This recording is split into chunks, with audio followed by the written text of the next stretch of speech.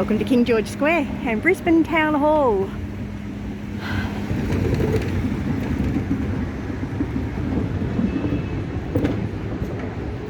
Never actually noticed those figurines up on the top before. Half of them have got no clothes on. Oh my goodness. I wonder what's it supposed to be depicting. I might have to do some research on that one. But yeah, anyway. There's all sorts of interesting statues around the place. But this is King George Square. And you've got the old Uniting Church over there, I think it is. But let's have a closer look at some of these statues. And the Petrie table. The table? I don't know. I'm not sure how you pronounce it. But this was commissioned and created in the bicentennial year of 1988 to honour the early families of Brisbane and to capture the pioneering spirit of the city. It depicts the departure of Andrew Petrie from his inland expedition from Moreton Bay settlement in 1942 to Petrie's wife Mary is handing him a drinking bottle as their daughter Isabella watches. Young Tom Petrie plays on the riverbank with two of his Aboriginal friends. His experiences were later recorded and became a classic document of Aboriginal tribal life. John Petrie, who went on to become Brisbane's first mayor and a prominent engineer, holds his father's impatient horse. The event is observed by a convict recently freed from his shackles in Petrie. By Petrie, sorry.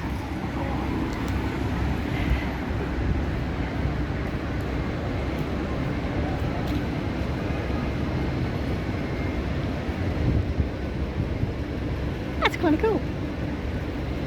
It's important to know your history. Those who don't learn from history are doomed to repeat it.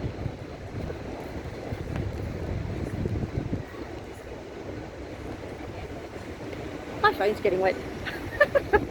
I only got two kangaroos. A mommy and a Joey and a daddy. Anyway, I'm gonna get undercover. Old Brisbane Town Hall. Brisbane's original town hall, located in Queen Street, was built in 1865 for £25,000. However, the council quickly outgrew these premises. Acquiring the site in 1859, Queensland was proclaimed a separate colony from New South Wales and Brisbane was chosen as the capital. The site that City Hall now rests on, shown in the 1859 map between Ann Street and Adelaide Street, and Albert Street, was originally on a watercourse with a pond. Interesting to know. The Brisbane Municipal Council purchased the proposed town hall site in 1877 for £5,000. Wow.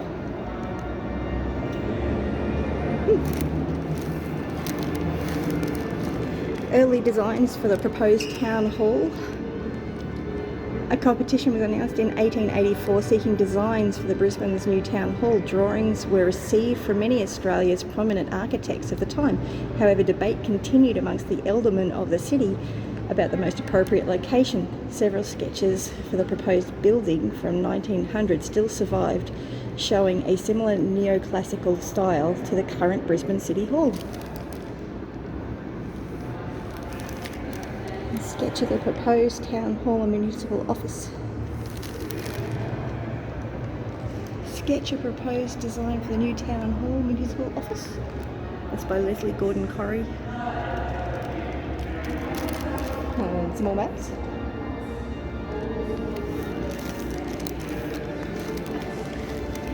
City Hall's first foundation stone was laid on 3rd of February 1917 at the corner of Albert Street, now King George Square, and Ann Street. However, the financial pressure for the war meant construction never commenced. Set 2 foundation stones. A second foundation stone was officially laid with vice-regal representation from His Royal Highness Prince of Wales on 29th of July 1920. And this stone remains on the display at the corner of King George Square and Adelaide Street. T.R. Hall and G.G. Prentice. In 1919, the Town Hall Committee recommended the appointment of Thomas Ramsay Hall and George Gray Prentice as the architects of the proposed town hall. They were selected from a long list of prominent architects following an exhaustive ballot. A selection of designs were approved in late 1990 with a distinct Italian neoclassic aesthetic featuring an impressive tower modelling of St David's Campanile in Venice and a vast and spacious dome in the style of Rome's Pantheon. Messrs Hall and Prentice partner between 1913 and 1930. There you go.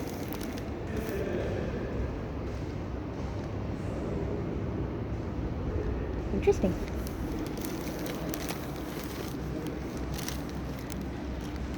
You get 1925 up the top in February, then October, September 26, September 27, January 28, Brisbane City Hall from the ground up, April 1927,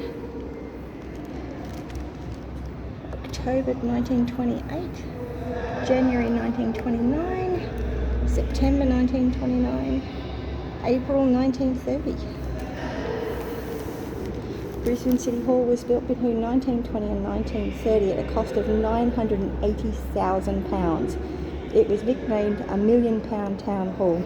This photo shows the Brisbane Town Hall site in 1923 following the completion of the foundations and the beginning of the building superstructure. Ooh. There you go, a bit of history. So level 3's got a Brisbane Museum, or Museum of Brisbane. Hey, Brisbane Museum. How cool is that? I didn't even know this existed. And the guy at the front just gave me a really cool explanation about the stuff on the top of the building that was all related to progress. It's really fascinating. The mop shop. Sweet.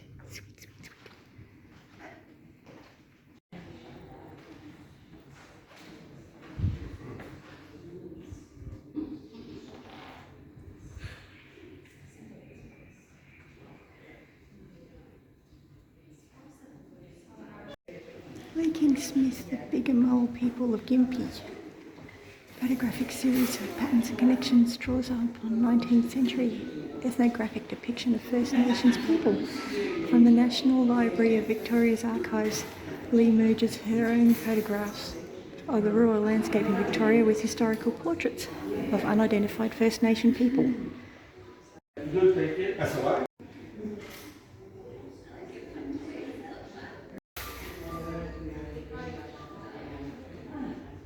Very cool. This remains the only toilet I ever known and allowed to use it to view the kitchen floor while seated. Intriguingly, it wasn't the only door that could be opened while sitting on the toilet, since the bathroom door was next to your left thigh, and the old back door was now next to your right thigh, with the only access from the house to that highly desired back veranda.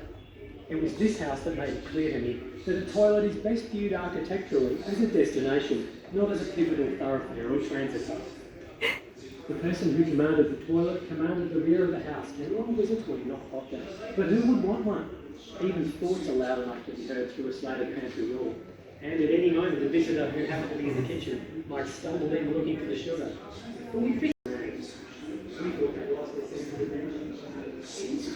This is definitely somewhere that requires a bit of time, which I don't have at the moment. I'll have to bring the boys back and check this out properly.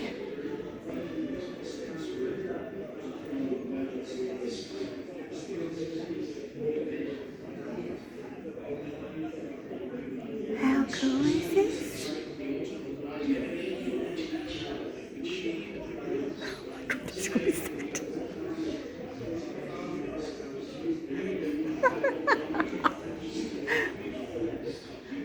Everyone crowded from the side of the road to see the latest dry ride in the museum. Past newly built roadside flower stalls, cemented rock shards, filled with pansies and honeysuckles, and the singular memory many of the locals carried for life was the shape of a white glove and the glint of large diamonds deep inside the dark. Oh, there's so much to look at. Then, in the wooden box upstairs, televisions replaced. And by 11 he would catch a tram over the river to town by himself and take the Toowong tram to Milton Tennis Centre, which contained the town's only grass courts, a large timber grandstand.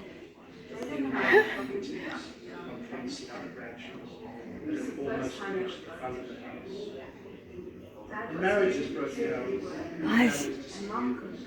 And others responsive under continued separation. Until the crown was so big, it formed a canopy above that little suburban house, like it was racing as fast as it sells countless little oblong leaves of its growth to protect the old house and whatever family then occupied it. This is so cool. But even it could not. You know, I've lived in Brisbane all my life, or near Brisbane, and I have never been in here before. I didn't even know it existed.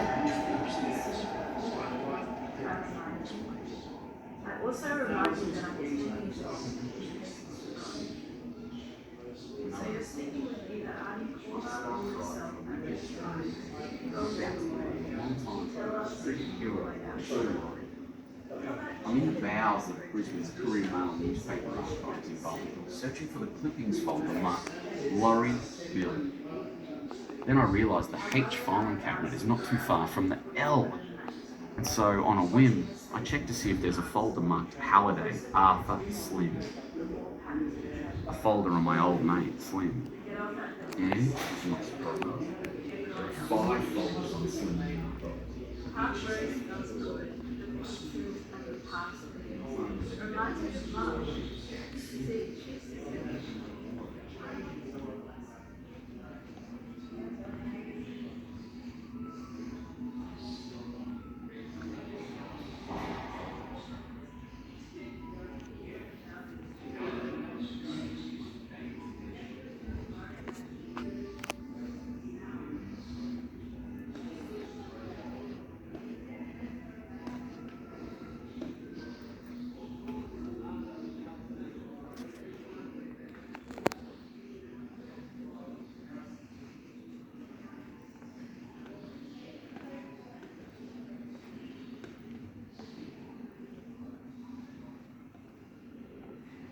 Attention visitors. We all have an important role to play in keeping our community safe and healthy. Please ensure you follow all signage and staff directions and maintain 1.5 metre distancing at all times. Don't forget to practice good hygiene, utilise the museum's hand sanitizer stations, and stay home if you are unwell. For the most up-to-date information, visit the Queensland Health website.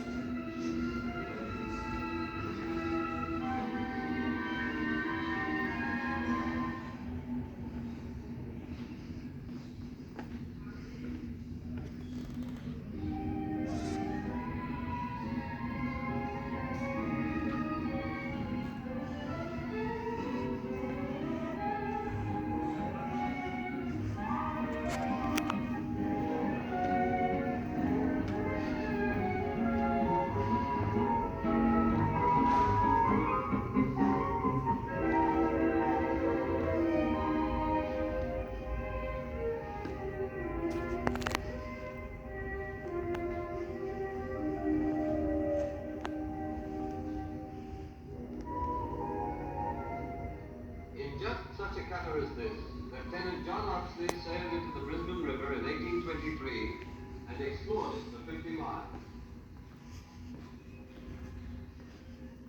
Today, the city sprawls over the river.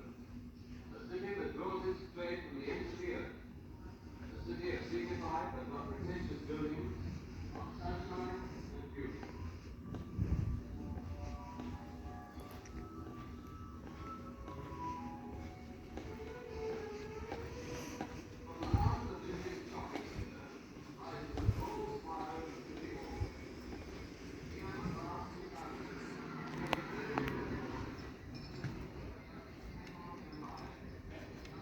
Rachel Burke sees both mundanity and charm in Brisbane's suburban streetscapes, recognising how essential backyard outdoor spaces are to the city's identity. She has created Backyard Bliss as her own Brisbane-inspired dream world, magic encased each everyday item through Rachel's signature style of handcrafted adornments and technique, which she calls swooping. Using nostalgic, playful material and saturated colour, Rachel imagines her own version of colourful sunshine, sparkle, whimsy that Brisbane's tourist posters promise, but perhaps don't always deliver. Rachel invites you to explore the backyard, relax on the swing and take in the sunshine. Tread carefully. I was dressed as a mouse and I begged that I might trade my wristlet and unable to be generous. She said yes in pure bliss.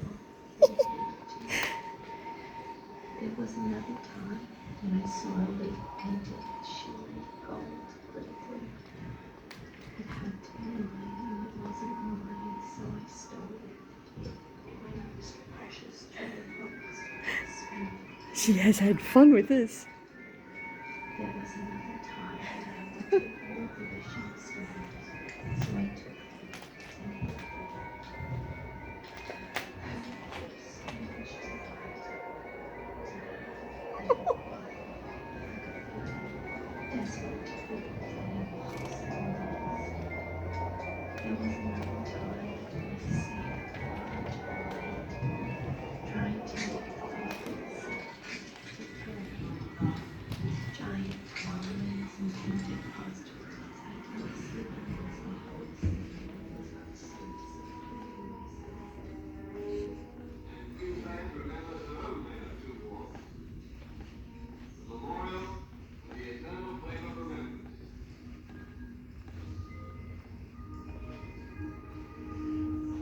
St. John's, a sister cathedral to the one in Truro, England, is a treasure house of lovely art. The term subtropical is complex. Technically, it refers to regions between the tropical and the temperate zones of the Earth's latitude. Winter in the subtropics are mild, and summers are hot and humid. It's an understatement. The world subtropicals, however, have moved beyond the geographical definition into a cultural connotation of otherness, and the romanticised exotic.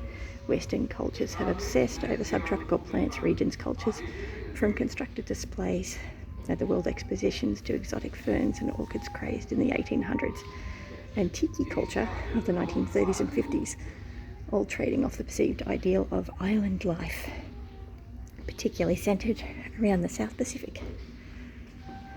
Oldest place in Brisbane is the windmill, now playing its part as a city light and observer. It stands near the heart of the city and seems to typify the leisure and calm of Brisbane's suburban life.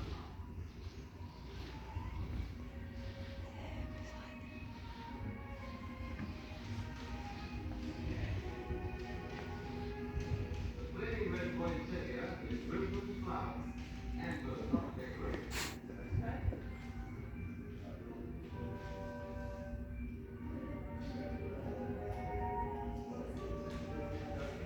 There's always been about the river, that winds haphazardly through the city and suburb, and on 20 miles to its meeting with the sea and water.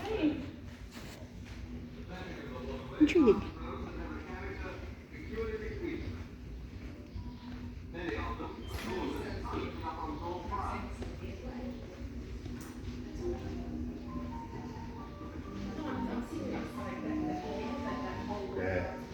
The river sits for tow. It winds about the great new university buildings at St. Lucie.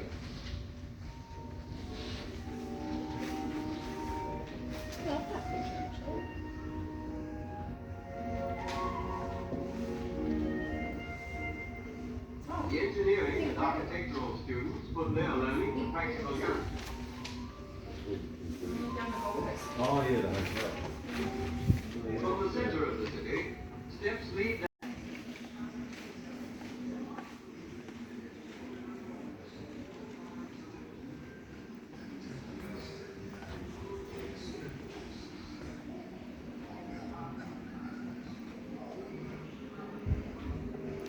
The Boondall wetlands.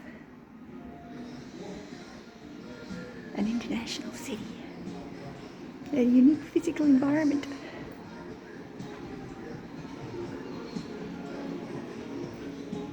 Known as the River City. City Hall is a people's place. A fighting spirit. A growing city. On the traditional lands of the Yungara, Yungaharala, the Tarabal, Jinbara and Quandamulka. I apologise if I butchered any of those names, which I will have. I'm very sorry. I pay respects to the traditional owners.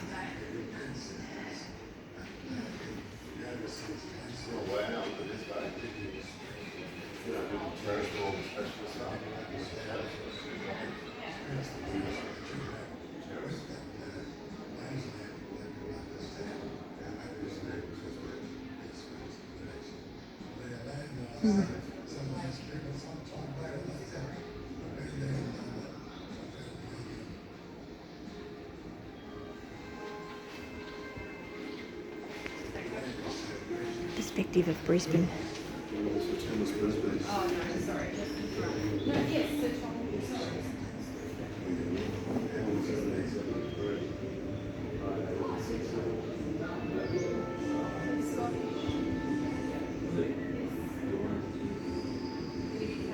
My name is Taylor Watson. I'm a Birrigubba Wiri and Kungaloo Murray from the Dawson River.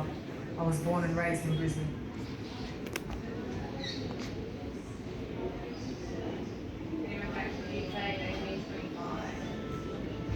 If the land grew up, talk to say sustainable. I've been here for about 45 years. Yeah, I just read that.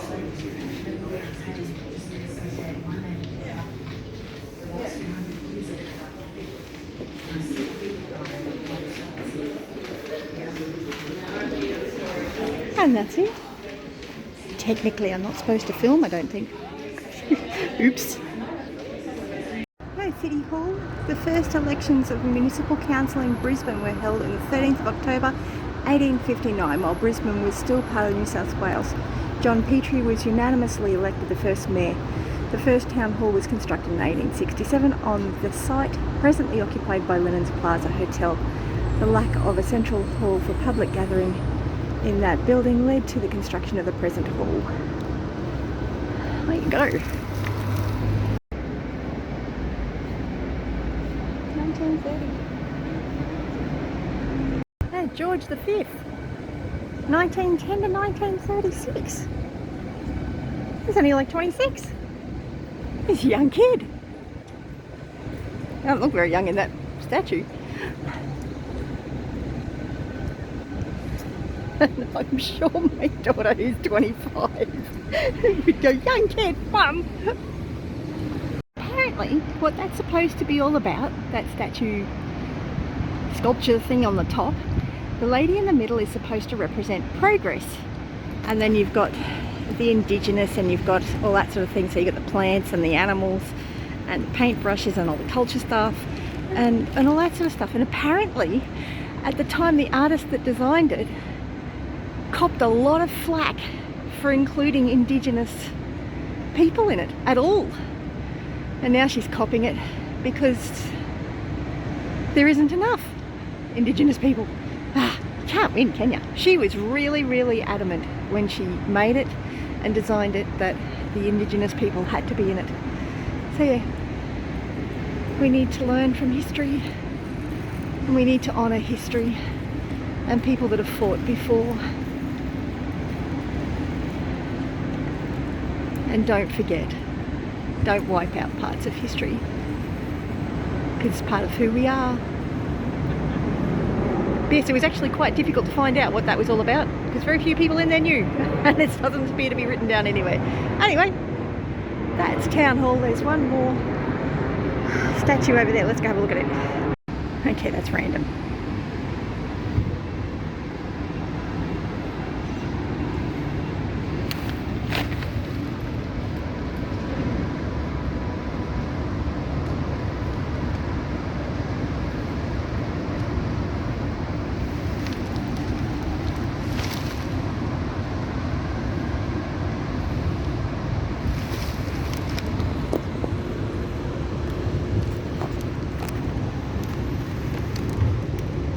Emma Miller, 1839 to 1970, pioneer trade unionist and suffragette.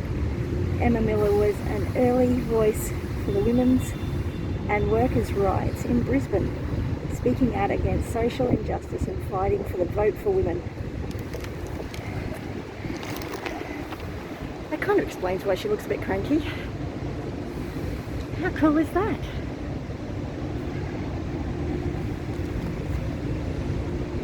Anyway, they're not quite as random as I thought. But that is Brisbane City Town Hall. Have a great day. Bless you. A closer look at the church across the road. It's the Albert Street Congregational Church. It's a Wesley mission.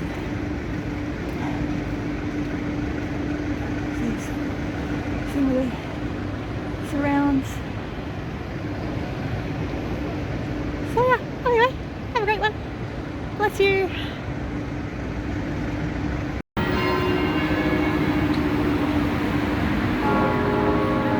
Oh, I cocked the end of it again.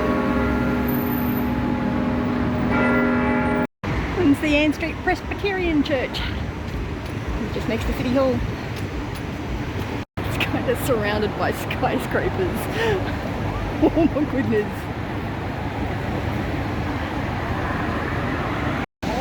This the Salvation Army Brisbane City Temple. There's memorial stones. You know, I've never seen these before.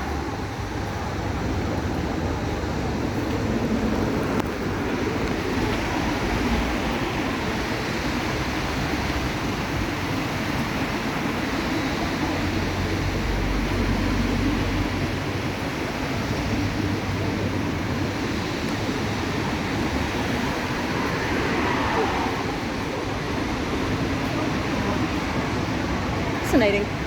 So, much as we've got the noisy construction, that's the facade of Central Station in Brisbane.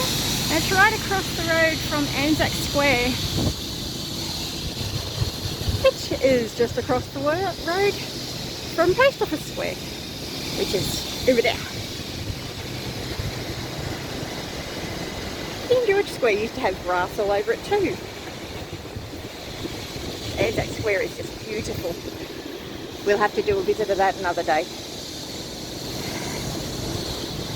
And we've got the Eternal Flame.